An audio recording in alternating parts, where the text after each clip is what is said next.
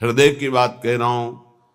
आज हाथ जोड़ के प्यार से, शासन से, हर तरह से आपको भगवान प्रेरित करके निकाल रहे हैं। इस दलदल से निकल चलो। आपको अगर दलदल ही प्रिय है प्रपंच का, तो देख लेना एक समय आएगा कोई समझाने वाला नहीं होगा और तुम्हारी समझ नहीं होगी और तुम्हारा जीवन बहुत दूर प्रभु से होगा। विश्वास करो हमारी बात को। अभी अवसर है, निकल चलो। अभी तुम्हें हरि गुरु की बातें अच्छी नहीं लगती, अभी तुम्हें हरि गुरु का प्यार नहीं समझ में आ रहा, तुम्हें ऐसा लगता है कोई हमारे शरीर का प्यार करे तो वो हमारा प्यारा, इंद्रियों का दुलार करे सो हमारा प्यारा, हमारे मन के अनुकूल चलने वाला मिले, तो सच्ची मानिए सारी बातें हरि से पूर्ण होती हैं। अगर कोई तुम्हें प्यार करता है, हाँ, तो नाटक करता है प्यार का, वो तुम्हारा शोषण करना चाहता है इसलिए प्यार करता है। कौन ऐसा हृदय वाला है जो अपने को न्यौछावर करके तुम्हें प्यार करे? वो केवल हरि और हरि गुणगान में मस्त भगवत अनुरागी, दूसरा नहीं। तुम तुम्हार सेवक असुरारी, स्वार्थ रहित जग जुग उपकारी। ये समझ में नहीं आता। प्यार का मतलब समझा जाता है वासनाओं का खेल हो तो प्यार, मनोरंजन हो तो प्यार, हरे मन का भंजन करके, वासना का नाश करके उपासना में प्रतिष्ठित हो जाना, इसे प्यार कहते हैं। जो अविनाशी प्रकृति से भोग कर सुखी होना चाहता है, कभी नहीं हो सकता है। शब्द याद कर लो।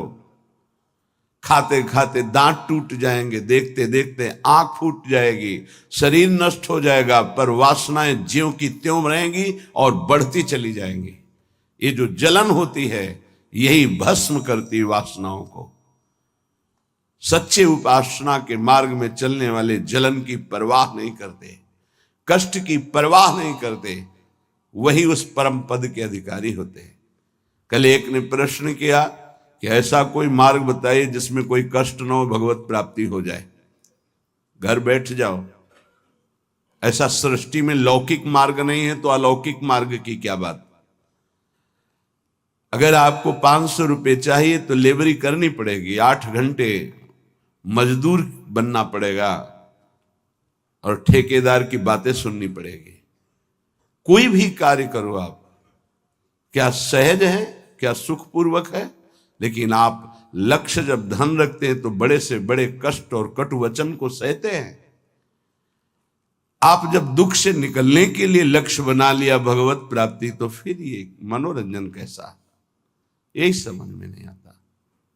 एक आदमी प्यासा होता है, पानी पिला दे, कभी अगर वो दोबारा दिखाई देता है तो नेत्र नम हो जाते हैं कि एक दिन की प्यास इसने बुझाई थी। जन्म जन्म की प्यास बुझाने के लिए नाम मिला, मंत्र मिला, उपासना मिली, उसका कोई महत्व तो नहीं।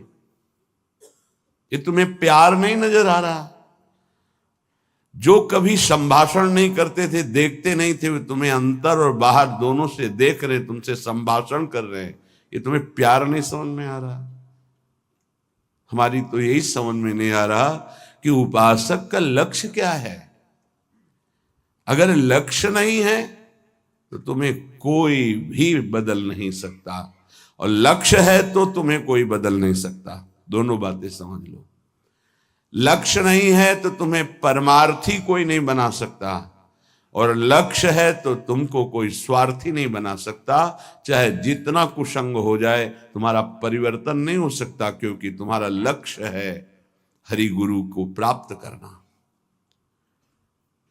उपासक समझिए, एक एक कदम तुमको प्यार मिलता चला जा रहा है। जानते हो, केवल पेट भरने के लिए, शरीर में वस्त्र पहनने के लिए और वास के लिए पूरा जीवन मेहनत करते हैं लोग, तब वो प्राप्त होता है। तुम्हें आदर के साथ ये सब बिना किसी प्रयास के मिल रहा है। किस लिए?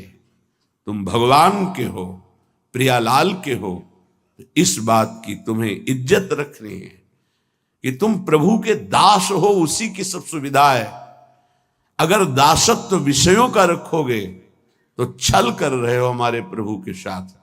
ये छल तुम्हारे हृदय को ताप पहुंचा देगा। ऐसा ताप जो कहीं शांति नहीं मिलेगी। समझ में नहीं आता। मेरे प्रभु उतरते चले जाते हैं, झुकते चले जाते हैं आपको उठाने के लिए। आप ऐंठते चले जाते हैं कि आप कुछ हैं, भोगना पड़ेगा आपको आगे। शब्द याद कर लीजिए, आगे आपको प्रतिकूलता ऐसे घेरेगी कि फिर कोई बचाने वाला दिखाई नहीं देगा, वो आप क्लेशित होंगे। इसलिए सावधान हो जाइए, परिस्थिति को सहना सीखिए। सहत सहत बाढ़े भगति गृह तन गुरु हितगार। जो सहनशील वही महात्मा होता है, जो सहनशील है वही प्रेम रस का अधिकारी बनता है, जो सहनशील है वही प्रियाजू का कृपा पात्र बनता है। प्रियाजू कृपा पे कृपा करती चली जा रही, संसार समुद्र से निकाल करके अपने महल में रखकर अद्भुत सुख दे रही। यहां जानते हो भजन का स्वरूप क्या है? रहना ही भजन हो जाता है। पर रह कहां पा रहे हो? यहां तन यहां रह रहा है मन विषयों में, मन नाना प्रकार की कामनाओं की पूर्ति में। क्या वृंदावन वास हो रहा है? ये वनवास है। वृंदारण्ये चर अचर दृक् पश्य वृंदावन श्री। जिह्वे वृंदावन गुणगान कीर्त श्रोत्र गृह्यान। वृंदाटव्या भज परिमल घ्राण गात्र त्वमस्मिन्। वृंदारण्ये लुठत पुलकितम कृष्णो केलिस्थलीसु। यह है भजन वृंदावन का। बोले नेत्रों से तुम यहां वृंदावन वासी जो खगमृग पशु पंछी मनुष्य हैं, इनको भाव से देखो। ये सब भजनानंदी महापुरुष हैं। ये भजन के प्रताप से यहां कोई सूकर बना हुआ है, कोई कुकर बना हुआ है, कोई पशु पक्षी बना हुआ है, कोई मनुष्य बना, कोई लता, कोई वृक्ष। ये जहां जो कुछ दिखाई दे रहा है, चर अचर दृक् पश्य वृंदावन श्री। ये वृंदावन की अद्भुत श्री वैभव शोभा भगवत स्वरूप है। यहाँ के कुत्ते का भी दर्शन कर रहे हो तो एक बहुत बड़े महात्मा का दर्शन करने से जो फल मिलता है वो मिलेगा, ध्यान रखना। हरिराम व्यास जी आचार्य हैं रस के, वो कह रहे हैं हो मन वृंदावन को श्वान। श्वान माने कुत्ता। यहाँ का कुत्ता कोई साधारण श्वान नहीं है, वो कोई परमहंस महापुरुष है जो प्रियाजू की स्केली कुंज में श्वान रूप धारण किए हुए रज का सेवन कर रहा है। आप क्या समझते हैं? मनुष्य शरीर से भी महान सौभाग्यशाली वो है। क्यों? तुम तो गद्दे पे सोते होगे, वो रज पे सोता है। तुम रज के बने हुए पात्र में विरक्त होकर पाते हो कि नहीं, श्री भगवान जाने। लेकिन उसको भोजन ही रज में मिलता है और रजयुक्त भोजन पाता है। उच्छिष्ट संतों का मिलता है तुम्हें कि नहीं, लेकिन उसको जरूर मिलता है, क्योंकि प्राय उच्छिष्ट ही डालते हैं। संतों का भंडारा हुआ, दोना पत्तल बाहर फेंक दिए गए, एक एक पत्तल को चाट चाट कर साफ संतों की जूठन पा रहा है। कौन है? महाभागवत है वो। यहां के चर अचर को भाव से देखने की कोशिश कीजिए। पशु पक्षी लता वृक्ष मनुष्य, ये सब भगवत स्वरूप है। भजन हो रहा है यहाँ का। आप अगर भाव से दर्शन कर रहे हैं, भजन हो रहा है। अगर भाव का अभाव है तो आपको गलत दर्शन होने लगेगा। ईर्ष्या द्वेष वाली बातें, दोष गुण वाली बातें, माया जनित बातें आपको दिखाई देने लगेंगी। ऐसा यहाँ का भजनानंदी उपासक नहीं देखता, वो भाव से देखता है। खग मृग पशु पंछी जे या बन के चरण शरण रख ली जाए। ये सब भगवत स्वरूप है। सच्ची मानिए, सब भगवत स्वरूप है। ऐसे वृंदावन में रहो, अपने नेत्रों से जो भी देख रहे हो ये सब बड़े बड़े भजन करने वाले महापुरुष हैं। न जाने कौन सा भजन किस जन्म में बना कि वो इस धाम में आकर के नाली के कीड़ा पशु पक्षी इन रूपों में विराजमान है। श्रीपाद प्रबोधानंद जी कह रहे हैं, बाहर मुझे चतुर्मुख परम वेदों का ज्ञाता ब्रह्मा पद ऐश्वर्य पद नहीं चाहिए, लेकिन वृंदावन में नाली का कीड़ा बना दो मुझे। ये जितने भी आपकी दृष्टि में आ रहे हैं, आपका भारी भजन बन रहा है, यदि भाव से आप देख रहे मेरे प्रभु के जन हैं, ये बड़े बड़े भजन करने वाले हैं, चाहे वो कोई बेल हो, कोई वृक्ष हो, ये सब भगवत स्वरूप है। ऐसे तो अपने नेत्रों का भजन करो, ये नेत्रों का भजन है। अब जिह्वे वृंदावन गुणगान, जीभ का भजन है वृंदावन की प्रिया प्रीतम की रूप माधुरी, गुण माधुरी, लीला माधुरी, कुंज निकुंजों की ये जो चर्चा करते हैं, अर्थात श्रीमद चतुरासी जी गाते हैं, 42 लीला गाते हैं, श्रीमद राधा सुधा निधि, केली मालजू, महावाणी जू, ये सब वाणी का भजन हो रहा है, दिव्य भजन, वाणी की सार्थकता हो रही। नाम कीर्तन करते हैं, राधा राधा राधा, वृंदावन वृंदावन वृंदावन, जिह्वे वृंदावन गुणगान, जीव का भजन हो रहा है, खूब गुणगान कर रहे हैं प्रिया प्रीतम का।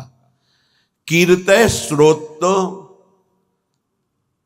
श्रवणेन्द्री का भजन हो रहा है, खूब नाम कीर्तन सुन रहे हैं, बड़ा सुख मिलता है। जब यहाँ सब उपासक जन जोर से गाते हैं, आवाज पहुंचती, हृदय नाच उठता है, अहो भाग्य अहो भाग्य, कीर्तन करने वाले और सुनने वाले दोनों का। नाम संकीर्तनम यस्य सर्व पाप प्रणाशनम, सारे पापों का नाश हो रहा है जब उच्च स्वर से प्रभु के नाम का कीर्तन कर रहे हैं। कीर्तन श्रोत्र, श्रवणेन्द्री से सुनने मात्र से प्रिया प्रीतम का प्रेम प्राप्त, ये बड़ी सामर्थ्य है कीर्तन में। गुण कीर्तन में जो पद गायन होता है, श्रवण सुनत प्रापक रति राधा पद अम्बुज सुकुमार। आप बैठे यहाँ सभा में और गुण कीर्तन हो रहा, तो कृपा की वर्षा हो रही, आप भींज जाओगे। रासमंडल में महाप्रभु हरिवंश चंद्रजू के प्राकट्य उत्सव का 1 महीने पद गायन होता है। हमारी एकांतिक रुचि संन्यास वृत्ति के कारण प्रारंभ में सदगुरुदेव भगवान ने कहा कि आप सभा में क्यों नहीं जाते, तो उनका रुचि नहीं, एकांतिक रुचि रही, अकेला रहना शांत ऐसे। वह नहीं, वो सब उसका फल मिल गया है, प्रियाजू के चरणों की शरणागति, तो जाकर के विराजमान होकर के वहां वाणी सुनो ना। वाणी सुनने मात्र से सभा में प्रियाजू की कृपा प्राप्त होती है, बस फिर आगे प्रश्न नहीं हुआ।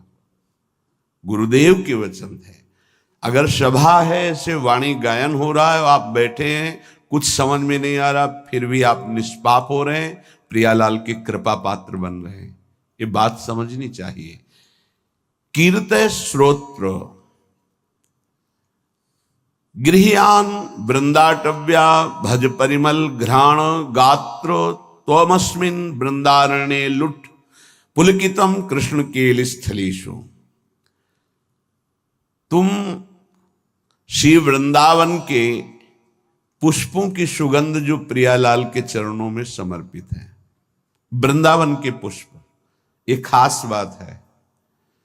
जो हमारी ब्रजभूमि में प्रकट हुए पुष्प हैं, इनकी समानता करोड़ों रुपए का बाहर से पुष्प लाकर अर्पित करो तो मेरे प्रियालाल को उतना सुख नहीं होगा। यहाँ के हर श्रृंगार का, मोगरा का, गुलाब का, कनेर का या किसी भी का पुष्प, ऐसे मौलश्री का बहुत छोटा पुष्प, बड़ा सुगंधित पुष्प, 3 दिन तक वो प्रियालाल की सेवा में अर्पित किया जा सकता है, उसकी ऐसी महिमा है। उसकी माला बना के या 4 पुष्प रख दिए, फिर वो जो घ्राणेन्द्रिय में प्रसादी सूंघा जाता है, जो प्रियालाल के श्रीअंग में इत्र अर्पित किया, वो प्रसादी जो घ्राणेन्द्रिय में, श्री तुलसी जो चरणों में अर्पित की गई, वो घ्राणेन्द्रिय में, हृदय में जाके प्रेम लक्षणा भक्ति प्रकट करती है।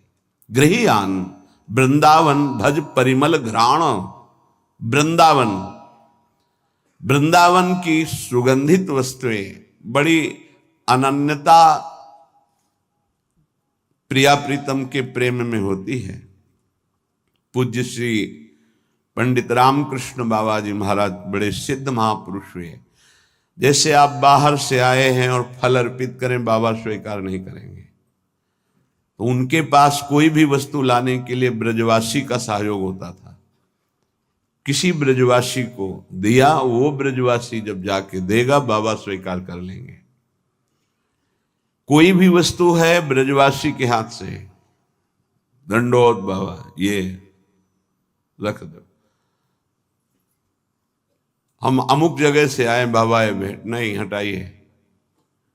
ब्रजवासी अगर प्रेम से कुछ भी तो वो स्वीकार करते। एक बहुत धनी मानी आए बाबा की सेवा करनी, बोले बात भी नहीं करना जाके। बहुत वो दैन्य हुए तो बोले अगर सेवा करनी है तो जो अनुगामी शिष्य जन थे उन्होंने कहा कि इन इन घरों में ब्रजवासियों के बाबा माधुकरी लेने आते हैं, इन घरों में सेवा कर दो, वो बाबा को जब देंगे तो वो स्वीकार कर लेंगे। ये थोड़ी सी वृंदावन की निष्ठा रहनी जिससे हम उस रस को प्राप्त होते हैं। गात्र तमस्मिन वृंदारण्य लुंठ, शरीर का यहां पावन होना कैसे होता है? बोले वृंदावन की रज में लोट गया ये लुंठ।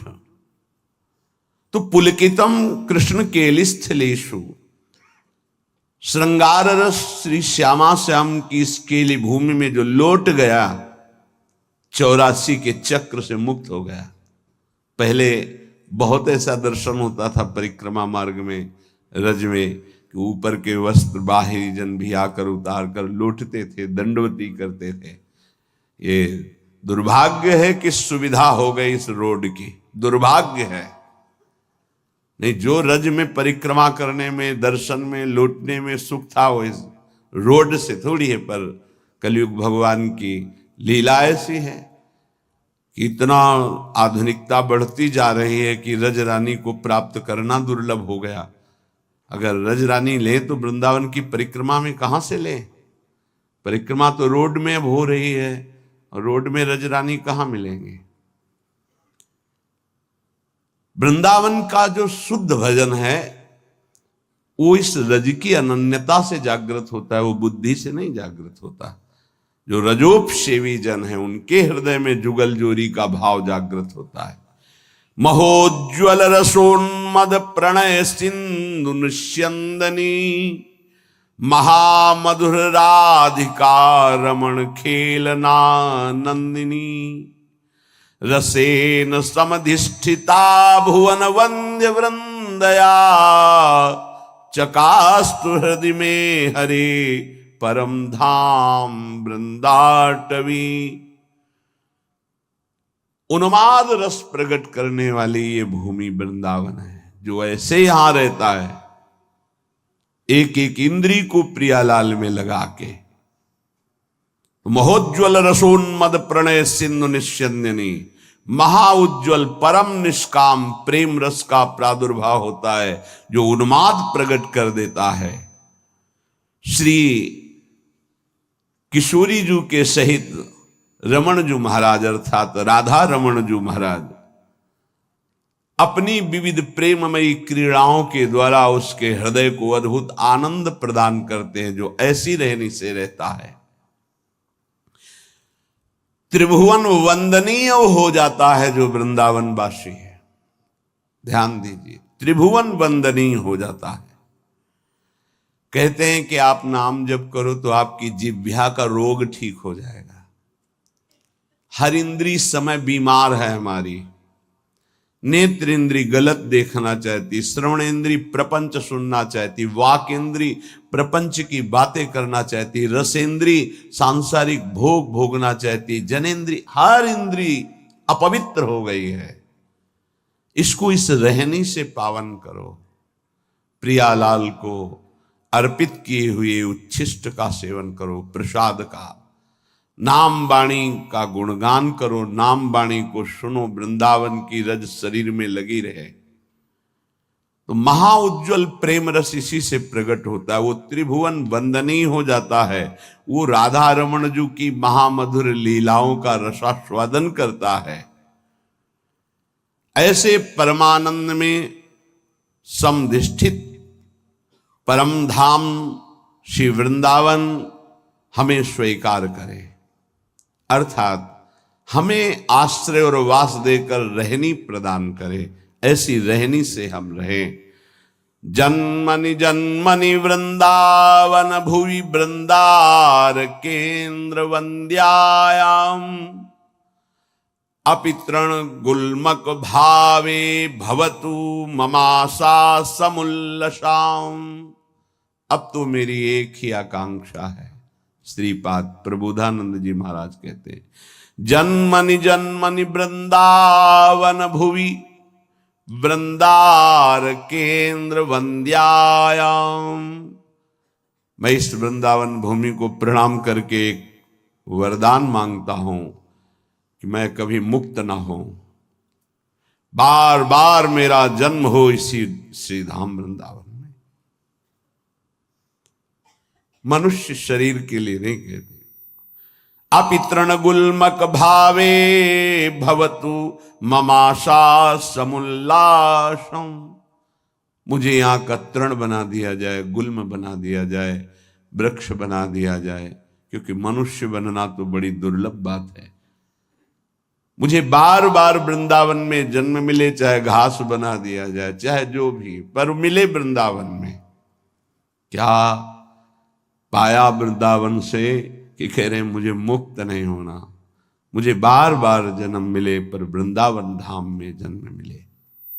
उपासक,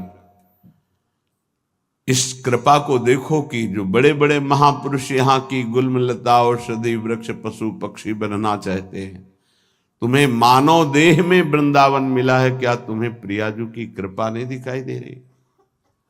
क्या तुम इस बात को नहीं समझ पा रहे कि तुम्हारे ऊपर कितनी कृपा है?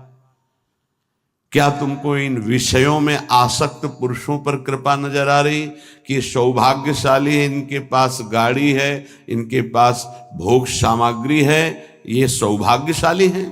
तुम्हें ऐसा लग रहा है? जरूर तुम्हारी बुद्धि दूषित हो गई है। सौभाग्यशाली वो है जिनका संबंध प्रियालाल से है, चाहे वो गृहस्थ हो चाहे वो विरक्त हो। सौभाग्यशाली वो है जिनका लक्ष्य बन गया है भजन करना, नित्य निरंतर अपने इष्ट के चिंतन में रहना। कैसा दुर्भाग्य है कि हम अपने प्यारे को छोड़कर संसार की कोई वस्तु, व्यक्ति, स्थान का प्यार चाहते हैं। कैसे धिक्कार है बुद्धि को, कैसे समझाएं?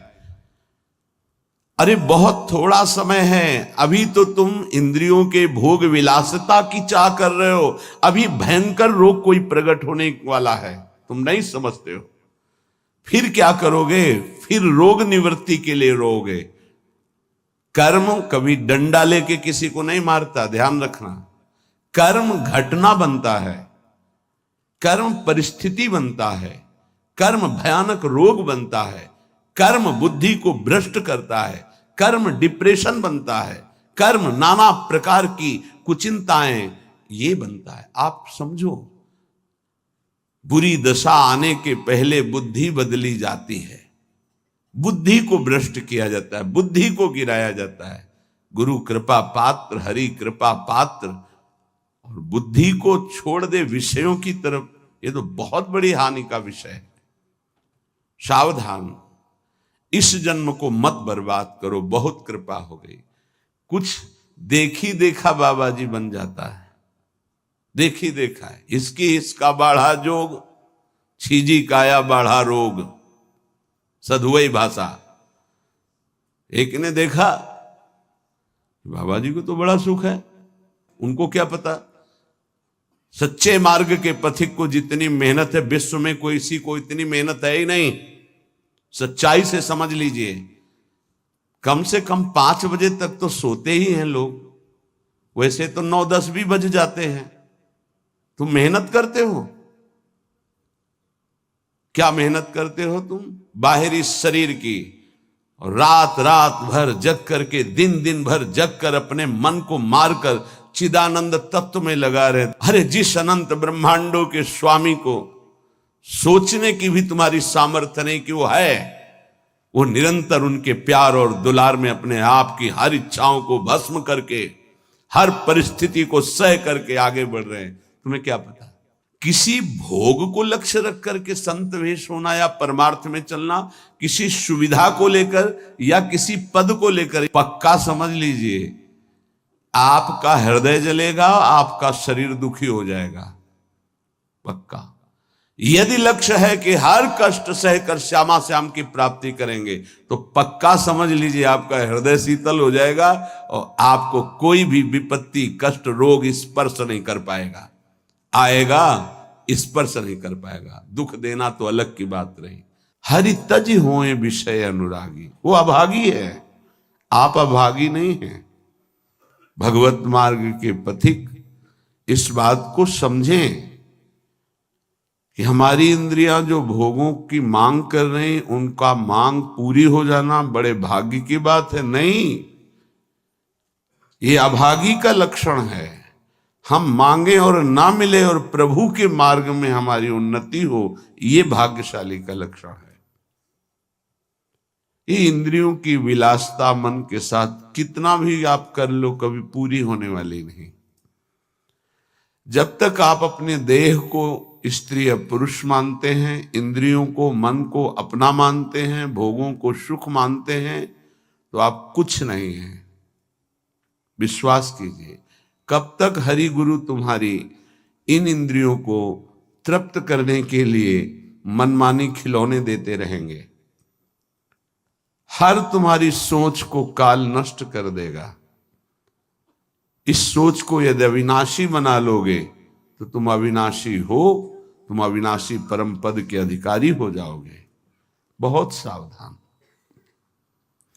श्रीधाम वृंदावन का आश्रय और वास मिलने पर यदि आपको सौभाग्य नहीं लग रहा, भगवत मार्ग में चलने पर आपकी रुचि नहीं बन रही, आपको संसार प्रिय लग रहा है, तो आप सोच लीजिए कि आपकी दुर्दशा कितनी बड़ी है और आगे क्या होगी।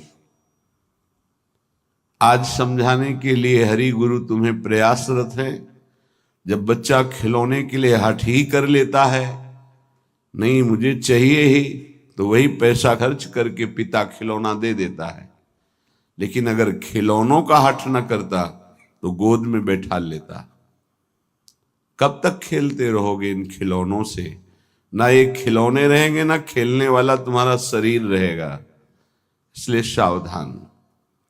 श्रीपाद प्रबोधानंद जी महाराज कह रहे हैं, वृंदारण्ये चर अचर दृक् पश्य श्री वृंदावनम। ये वृंदावन वासी को भजन के लिए कोई प्रयास नहीं करना पड़ता। स्वाभाविक भजन हो रहा है, पर आपकी महत्व बुद्धि नहीं है। महत्व बुद्धि भोगों में है, शरीर में है। सौभाग्य है कि तुम्हें कोई प्यार ना करे। ये बात हमारी समझ लीजिए, नहीं समझ में आएगी। सौभाग्य है कि तुम्हें कोई प्यार ना करे, दुर्भाग्य है कि भगवान से विमुख कोई हमसे प्यार करे। धिक्कार है हमारे भाग्य को यदि प्रभु के सिवा कोई हमें प्यार करे। ये बात नहीं सबकी समझ में आएगी। प्राकृतिक देह को मैं मानने वाला यही चाहता है कि मुझे कोई प्यार करे। कौन प्यार करे? हरि गुरु से बढ़कर कोई अहेतुकी प्यार करने वाला होता है, और वो प्यार कर रहे हैं, तुम्हें प्यार समझ में नहीं आ रहा। तुम्हें भोग विलासिता प्यार नजर आता है, संसार का प्यार नजर आता है, छल कपट वासना का तांडव ये तुम्हें प्यार नजर आता है। बहुत बढ़िया अवसर है, निकल चलो, नहीं भोगना पड़ेगा। आगे ऐसा अवसर आएगा जीवन में जो तुम्हें ऐसे गर्त में गिराएगा जहां से कोई निकालने वाला नहीं होगा।